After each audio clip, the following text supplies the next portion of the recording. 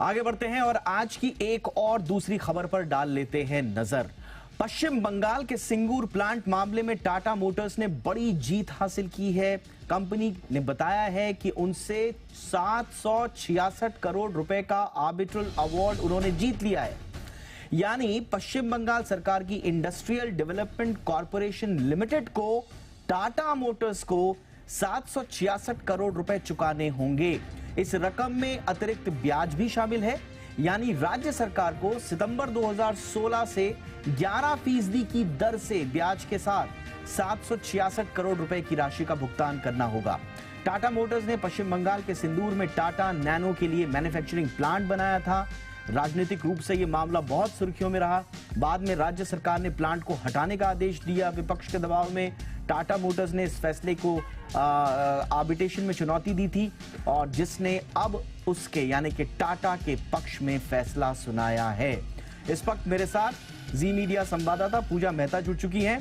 पूजा, वो सिंगूर जिसने पूरी राजनीति को बदल दिया था, उसकी ये परिणति होगी कि राज्य सरकार की संस्था को टाटा को जुर्माना देना होगा। ये बड़ा एक और टर्निंग पॉइंट सा लग रहा है। जरा डिटेल्स दें इसकी। बिल्कुल दीपक, जैसा कि आप भी बता रहे थे कि पश्चिम बंगाल सरकार के लिए बड़ा झटका है। हालांकि ये जो आंदोलन हुआ था 2006 से लेके 8 तक, ममता बनर्जी की छवि जो है इस तरह चमकी थी कि उसके बाद 2011 में ममता बनर्जी सरकार बनाने में सफल रही थी। लेकिन ऐसे में जब 2006 में टाटा मोटर्स ने अनाउंस किया था कि टाटा नैनो प्लांट का जो है मैन्युफैक्चरिंग यूनिट हुगली जिले के सिंगूर में सेटअप किया जाएगा, उसके बाद ही लगातार ममता बनर्जी जो है वहां पर धरना प्रदर्शन करती रही और 2 साल के बाद टाटा ने 2008 में जो है ये ऐलान कर दिया कि वो सिंगूर प्लांट को बंद कर रहे हैं और फिर वो गुजरात जाकर टाटा नैनो का जो है मैन्युफैक्चरिंग करेंगे। और उसके बाद ही उन्होंने चुनौती दी थी आर्बिट्रेशन पैनल में और उसी ट्राइब्यूनल में जो है वो लगातार कॉम्पनसेशन की मांग कर रहे थे। तो ऐसे में जब कॉम्पनसेशन को लेकर लगातार सुनवाई हो रही थी तो आज उसी आर्बिट्रेशन ट्राइब्यूनल ने इस मामले की सुनवाई करने के बाद ये निर्देश दिया है कि West Bengal Industrial Development Corporation जो है WBIDC जो है उन्हें 765 करोड़ के आसपास जो एक फिगर जो कहा गया है कॉम्पनसेशन के तौर पे देना होगा। साथ ही सितंबर 2016 से लेकर ब्याज दर 11% के अनुसार जो है ये भी चुकाना होगा। ऐसे में फिलहाल सरकार की ओर से कोई प्रतिक्रिया सामने नहीं आई है, लेकिन ये जरूर पश्चिम बंगाल सरकार के लिए बड़ा झटका है क्योंकि ये बेहद बड़ी राशि है। 765 करोड़ के आसपास का जो कॉम्पेंसेशन उनको देना होगा टाटा मोटर्स को और साथ ही सितंबर 2016 से लेकर ब्याज देना होगा 11% के दर पर। एब्सोल्युटली। ये लखटकिया कार नैनो से जुड़ा हुआ विवाद था, उनका कारखाने से जुड़ा हुआ विवाद था। सिंगूर मामला देश में हर कोई इस विवाद को जानता था, समझता था, उसको फॉलो कर रहा था तब। लेकिन पूजा, ममता बनर्जी विपक्ष में थी और वामपंथियों की सरकार थी उस वक्त। अब ये ममता बनर्जी सरकार के लिए झटका कहा जा रहा है। ऐसे में वामपंथी नेताओं के कुछ रिएक्शंस आए हैं या नहीं?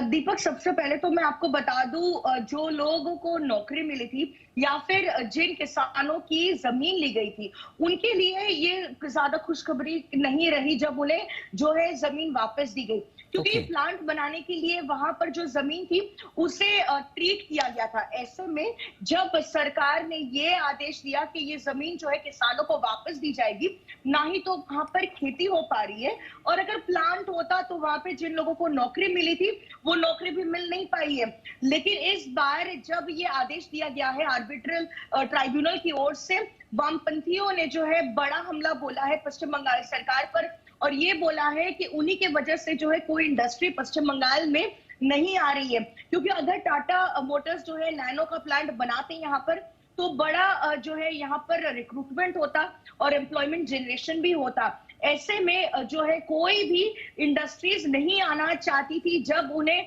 जबरन यहाँ से जाना पड़ा तो ये लगातार वामपंथी की तरफ से जो है हमला बोला जा रहा है पश्चिम बंगाल सरकार को। वहीं दूसरी ओर सरकार की ओर से अभी तक कोई रिएक्शन नहीं आया है, तो हमें देखना होगा कि क्या सरकार इस ऑर्डर को चैलेंज करके सुप्रीम कोर्ट जाती है। देखिए ये बड़ा इलाका था, ये जितना इस पूरे भूमि अधिग्रहण पे हुआ था और हजारों किसान इसके दायरे में आ रहे थे। उन किसानों का स्थिति क्या है, किसके पक्ष में गया फैसला, किसके नहीं?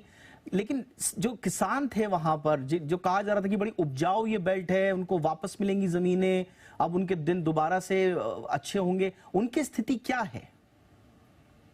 दीपक, मैं आपको सीक्वेंस ऑफ इवेंट्स बताती हूँ। 2006 में जब टाटा मोटर्स ने ये ऐलान कर दिया था कि हुगली जिले के सिंगूर की इसी साइट पर टाटा मोटर्स का जो है प्लांट बनाया जाएगा नैनो के मैन्युफैक्चरिंग के लिए, तो उसके बाद जो है किसानों से जमीन ली गई थी। हालांकि इसमें भी डिस्प्यूट था, कुछ किसानों के पास जो है वो तमाम डॉक्यूमेंट्स नहीं थे, तो वो जो ममता बनर्जी धरना प्रदर्शन लीड कर रही थी उसमें जा जुड़े थे।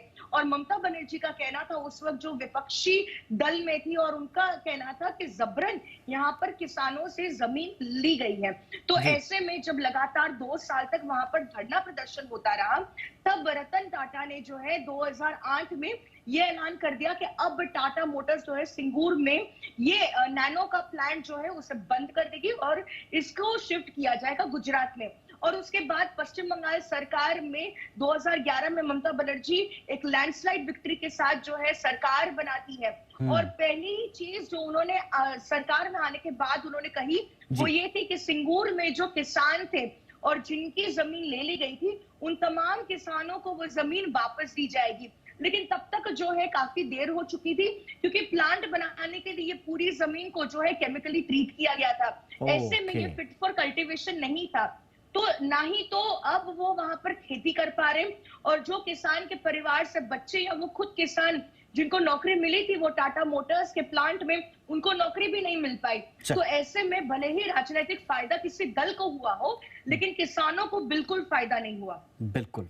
और फिलहाल ये टाटा नैनो सिंगूर विवाद में टाटा के हाथ लगी है आर्बिट्रेशन बड़ी जीत। जुर्माना अब पश्चिम बंगाल सरकार को देना है। बहुत बहुत शुक्रिया पूजा, इस तमाम जानकारी और अपडेट के लिए आपका।